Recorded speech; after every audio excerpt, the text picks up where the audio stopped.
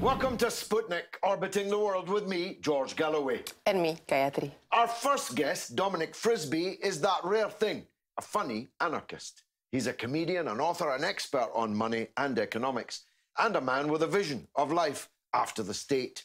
Marx believed the state would wither away, but after a long time, and when a state of communism had finally been reached, Dominic believes the state should be cut down now, leaving us to the tender mercy, I would say, of free market barbarism. He came to our attention with his dissertation on the house price bubble, where he argued that the property markets were a train crash waiting to happen. Is he a whistleblower for freedom? We'll find out, because he joins me now on the Sputnik. Dominic, welcome to the show. Thank you, Let's George. start with the train crash. Describe it as it's hurtling towards us, please. Well, listen, London is an entity in itself, and I've called the top in London property before. It was 2007, and I was right. There was I won't call it a crash, but there was a big slowdown in 2008, 2009. But the difference between then and now is that there's a huge amount of new build property that has been built in London, very expensive, most of it two-bed flats priced over £1 million. And Londoners, it's all marketed abroad, mostly in Asia. Londoners, if they can, prefer to live in period property. It's nicer, it's more stylish, it's more individual. And they will live in new builds, but only if it's priced considerably lower than period property. But on a per square foot basis, a lot of this period property is priced more expensively than period properties in the same areas. And I can't remember the numbers, so forgive me, George, but it's something like, I want to say 53,000 two-bed flats are coming to the market they're either being built or they have planning permission in the early stages of construction, coming to the market over the next 2 or 3 years, when something like 3,000 properties priced above £1 million sold at the same price last year. So in other words, you're looking at something like, 20 times normal demand coming to the market in the next 24 months. And like I say, it's new build period property. It's property that locals don't want. And there's a long history of price bubbles. We had the price bubbles in the other city centres in the UK, Manchester, Birmingham, Leeds, in 2007. And it was all prime located city centre new build flats, not bought by locals, but by foreign or investors not from the city. And the same pattern is happening again. So London property is very resilient, but that particular niche, new builds, expensive flats, is a huge bubble. Yeah, the difference, however, is that foreigners who invest and buy these properties then do not occupy it. And then so they stay empty. We see it everywhere around us. That is absolute madness. And I believe there's a culture in China where a lot of these properties are marketed in Hong Kong, Singapore, China. And there is a culture there where they don't like to live in people's houses that somebody else has lived in. And but the result is that those properties stay empty, and there has to come a point where those people will want to sell. And who's going to buy them? Because they can't sell them to other Chinese people. There's obviously a lot of Chinese people with a lot of money who could potentially buy property. But if the Chinese aren't going to want to buy them if they've been occupied by somebody else. So who do they sell to? There's no local market because the locals don't have the money to buy that the property that's that expensive. A local, if he's got £1 million to spend on a two-bed flat, will go and buy somewhere trendy in Shoreditch. If I was the mayor of London, I would tax these foreign owners. That can't be beyond the wit of man or woman, could it? I think that's coming, George, because there is the property market in London is crazy. It's at something like 10 times what people earn. And whereas a healthy market should be about 3.5, 4 times what people earn. Camden is, for some reason, the worst offending borough in that regard. It's at 11 times earnings, Camden property. And, you know, there's a huge amount of resentment. Over 50% of people aged under 40 believe they will never own a home in London. 50%.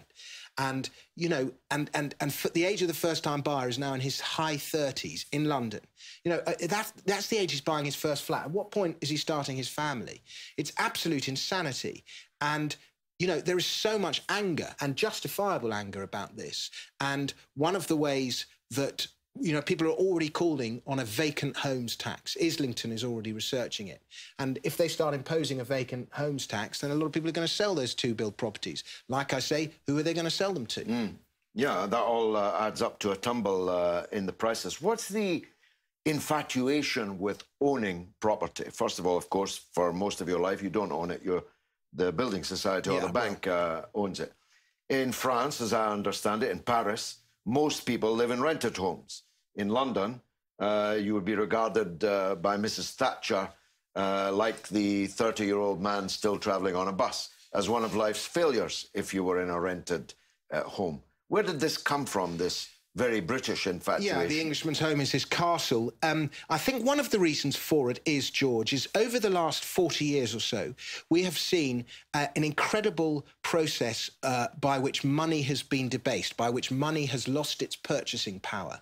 If you look at what you could buy with a pound in 1975 or 1970 compared to what you can buy with a pound now, we've seen this incredible depreciation in the purchasing power of money. And at the same time, wages have increased, but by not nearly as much as the purchasing power of money has fallen. And the reason for that is that money is created on a huge scale. And again, I can't remember the numbers of an organisation called Positive Money came out with them, but over 50% of newly created money has found its way into either residential or commercial property. So in other words, what has happened with property is that property price, in short, property has been one of the only ways that people have been able to protect their wealth. Their money has fallen in value, purchasing power, their wages have fallen in relative terms, and the only hedge against the depreciation of money has been property. In fact, in many people's minds, property has actually risen in value, and they think, oh, house prices only ever go up. So I think it's this huge wealth that has come unearned into people that own property. I sold my house for more than £1 million more than I bought it for, and I had the privilege of living in it for. Did you do it? Did you do it up at all? 17 years. Not very much, frankly. Running repairs and so on. Nothing. I mean, definitely, I made a clear £1 million profit on it. A property, this is absurd. It's like a car. A car falls in value. It's a depreciating asset. Yes. Property depreciates over time. It should fall in value. The cause is the fact that, did you know this? Only 2% of all the land in England and Wales, doesn't include Scotland, this figure, it's even worse if you include Scotland, has domestic housing on it. 2%. Wow. And if you...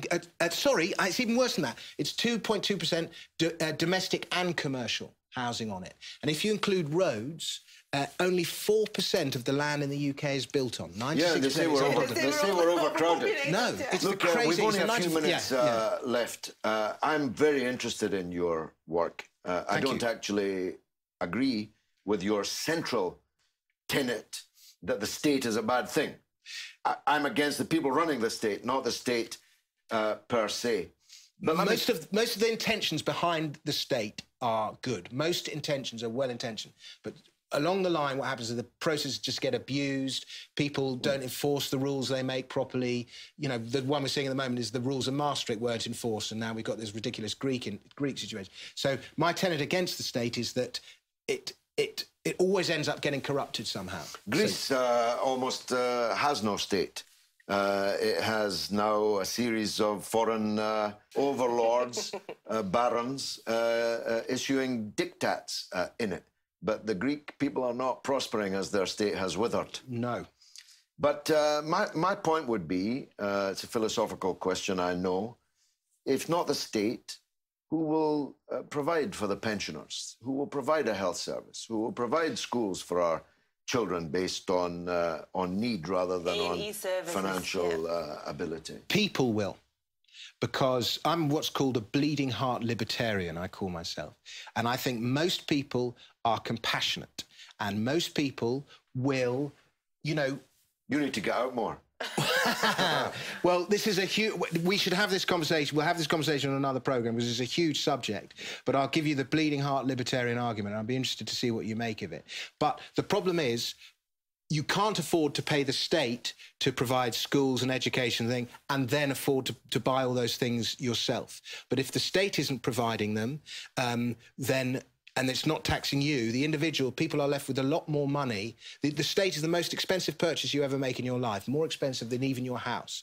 And if you suddenly have that capital to spend and invest yourself, many people will invest that in care, education, and all the things that the states currently provide. And when the people who are spending the money, rather than having the government spend it on your behalf, customers are very good enforcers of proper behaviour on the people that they buy from.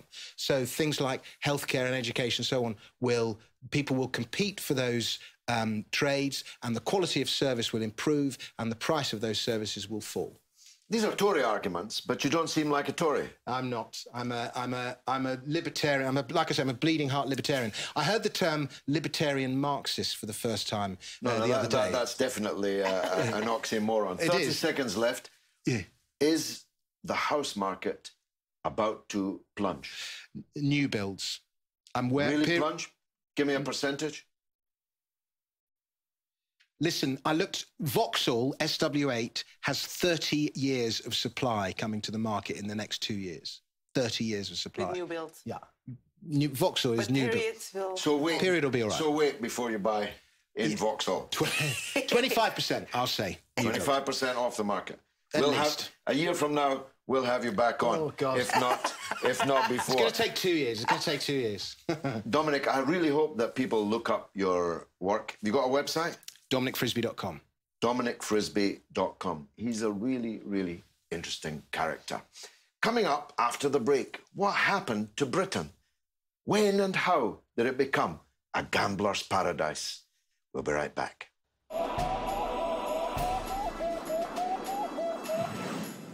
Welcome back to Sputnik. When I was a kid, gambling was so illegal in this country that not a single bookmaker shop, let alone casino, existed in the land. People who wanted to place wagers on horse races did so with a criminal bookie, and his bookie's runner standing on the street corner was regularly subject to arrest. One of the mysteries of this age is how Britain became transformed into a gambler's paradise, and under the prime ministership of a Labour government led at the end by a figure, Gordon Brown, whose father was a Church of Scotland minister and who was otherwise bowed down by the burdens of Presbyterian rectitude. Now you can't move for bookies and a televised advertisement. You can even lose your house while sitting in it playing online roulette. The small print, gamblers should behave responsibly, not worth the paper it isn't written on. Joining us now to discuss how and why it happened and take a flutter on where we're headed is Professor Jim Orford of the University of Birmingham. But first, Gayatri, red gloves and all, asked the London public what they thought. Gambling, don't know. Seems like everything, just exploiting people, getting their money sort of thing. Unfair odds, like you're never really going to win. Like, yeah, just another transfer of money into the hands of wealthy people. I think it's out of control for some people. I think it becomes addictive and is a big problem. It depends if you class something like playing the lottery as gambling as well, I guess, which is a bit more different, which I would agree with, but I think these online casinos and things, it sounds like they can cause a lot of problems. Apps on phones and everything, it's too easy and it doesn't seem like real money. I know one or two people who've been involved in online casinos and that, and starts off very well and then all of a sudden they take a hit and lose a load of money. So I think there's an unhealthy amount of advertising about gambling on the television. I find it actually overwhelming, and I'm not someone who ever does gamble. I'm a neuroscientist and I understand the power of addiction, and I think that the pushing that you see on television all of the time in peak hours of adult viewing is just too much. Professor, thanks for coming on board the Sputnik. Let's start with that $64,000 question. How did this happen? Why did this happen? Well, it's a long story. I remember that time as well. That was how it was when I was growing up. The bookies runner, yeah. Young Exactly. people now don't know what a bookies runner is. Well, exactly. And then it changed in the 1960s because that was when bookmakers' shops became legal. And there was a period between the 1960s and probably when the National Lottery started was actually much more significant than people realised because it opened the floodgates of other sorts of gambling as well. But in that period between the 60s and the beginning of the 1990s was a period when gambling was tolerated and bookies were made legal, but it wasn't encouraged. That was the crucial thing. You weren't allowed to advertise it. You weren't allowed to advertise it, and there was a very significant thing called the demand test. So that if you in your area you already had a bookmaker's shop, and someone else wanted to start another one. So if Ladbrokes already had one and Paddy Power wanted to start another one, they had to demonstrate to the council that there was unmet need. Well, now, that all changed with the 2005 Gambling Act, and this was the one that New Labour brought in. And really, looking back, New Labour, I mean, there are now Labour MPs who were around at the time who apologised for this. I mean, they realised that they were very uncaring about what would happen to gambling and society and how this would put people at risk because of gambling problems. But basically what they said is gambling is now to be considered as an ordinary commodity. It's just like any other entertainment for which you pay. It's good business. It's good business for Britain. So one of the things they said was internet gambling, should we legalise internet gambling? Of course we should. And I think that's had extraordinary effects. I mean, the things that people realise have happened as a result is all the advertising. And everybody I talk to says, you know, we're fed up with being bombarded with advertising. I mean, I think what's happened is essentially two things. One is that the 2005 Act gave a green light to the industry to innovate.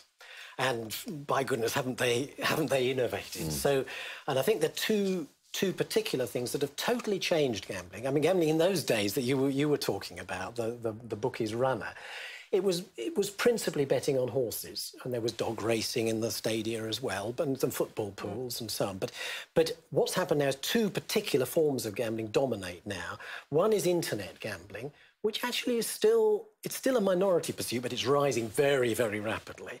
And the other thing that I think most people aren't aware of, unless you're particularly interested, is the innovations, technological innovations in gambling machines. So you remember the gambling machines, the one on bandit. We can all do that. The one on bandit. It's not like that now. Blimey, they're sophisticated now. These are now 24 hours available on motorway service stations. Yes, motorway service stations. So we would run there at 11 o'clock. The restaurant is closed, but you can go into this gambling hall. Yes, I want to pick up this 2005 Gambling Act. I was there. I opposed it. Yes, good. The Labour Party, of which I was for 36 years a member, founded more on Methodism than Marxism, with a strong moral code and so on. Isn't it an irony? Isn't it perhaps the biggest apostasy of them all that a Labour government turned Britain into a gambling free-for-all? Yes, well, I think it is. And one of the things that's clearly happened in recent years is that because the forms of gambling have changed, horse racing is still there, but now the internet and also the machines, there are these very, very dangerous new machines in bookies. I don't know if you realise, but now they're about 10 years or so ago, they invented these machines. They're called fixed odds betting terminals, and you will have come across this because the government's been under a lot of pressure to do something about these. They slipped in. The industry said these aren't really gambling machines. They're completely different because you can play roulette on them. It's not like lining up three lemons or cherries. It's about playing roulette and blackjack and so on. Therefore, they're not gambling machines. Therefore, the maximum of £2, which used to be £1, it's just recently gone up £2. The maximum of £2 shouldn't apply. And you should be allowed to bet £100 at a time. And we've got these machines in the bookmakers' shops now. They're causing an enormous amount of trouble. all the evidence from surveys and so on is that they're appealing particularly to poorer people, unemployed people particularly. They cluster in poorer areas. The local authorities can't do anything about it because of this demand test. So if they say, look, we've got 3 bookies already, we don't want a fourth, and a fourth comes along and wants a license, appeal and win. They can't. They can't do anything about it. No. I opposed, one of the few to do so, I opposed the introduction of a national lottery. Yes. In fact, on several of the clauses, there was only me and the late Reverend Ian Paisley in the lobby. And he said to me, fancy me in a wee pape like you being the only 2 members of the House to stand up against the devil's buttermilk. That's how the tide was. The tide was for gambling, more gambling. And of course, then there was the scratch card, which I described as the crack cocaine of the national lottery business. The poorest people spending the most money on the desperate hope of coming up trumps with these cards. It's grown and grown and grown. Would it be fair to say that there's no going back? Well, I think there are two views, and I kind of veer between one and the other. I mean, one is, yes, it's very difficult. Once so many people are dependent on finances in the gambling industry, and once the government have gone down that way, every time they try and draw back from things. For example, if they wanted to... There's a very good campaign called the Fairer Gambling Campaign, who've been arguing and making a lot of noise. Let's reduce this maximum of £100 down to the £2, which is normal for other machines. The government have said, yes, we should do something about it, but they've dragged their feet over it. They've said, oh, we've got a bit of research project here. Let's wait until we get the results. The research happens to be financed by the gambling industry, which is another thing. Don't get me started on that and go about that for a while. And so then once you've got things, it's very difficult, I think, to pull back from. On the other hand, I sometimes veer towards the other point of view, and you've talked to the people in the street about this, and in the national surveys, a number of attitude questions were included, and it is surprising that actually most British people are much more inclined towards a policy which is like that period between the 60s and the 90s. Let's tolerate it. We don't want to ban it. We don't want to prohibit it altogether. But let's be very careful about it. Let's regulate it very carefully. Let's encourage it. Yeah, well, look, Professor, you cannot advertise cigarettes on television, in newspapers, on buses. You cannot now, soon, even buy a cigarette packet with a logo on it, plain paper wrapping.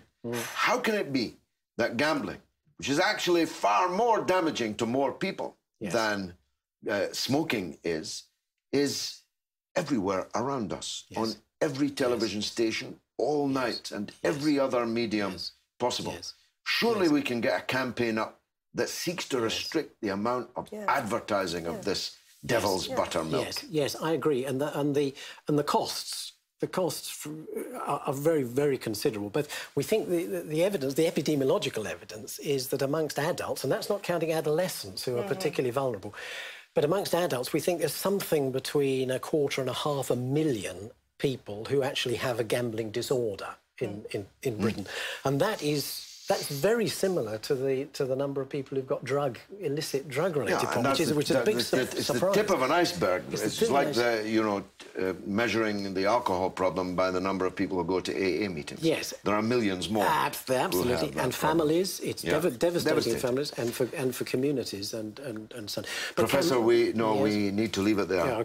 Alas. But it's a fascinating subject, and we'll see if we can find a way. I was going to say there are campaigns. Gambling Watch UK is my website. Gambling Watch UK? Gambling Watch UK, which I really set up in order to try and get people to debate these issues, because it's a bit under the radar for a lot of people. Stories. Yeah. That's why we wanted you here on the Sputnik today. Yes. Gambling Watch UK. Yep. I'll look it up now, right after the show. And now it's your turn to tell us what you think through the portals of social media. What's rattling, Gayatri? So gambling, is it harmless entertainment or dangerously destructive? And as on the street, the responses online were the same. Steve Brindle says, Capitalism has no moral boundaries. Corporations daily break civilized mores. And Akib Mahmoud says, fact always, remember what goes up must come down. The pumping is done, the dumping is to come. And Jack Beckett says, for those making millions, I'm sure call it harmless entertainment. But for those left picking up the pieces, it's dangerously destructive. Well, as Marx said, with capitalism, all that is sacred will be profaned. All that is solid will melt into air. And that's it for this week. Which, alas, means that's the end of the show. You can stay in touch with us on Twitter at RT_Sputnik and on Facebook on Sputnik on Russia Today. It's goodbye from me, Gayatri. And from me, George Galloway. It's been marvellous.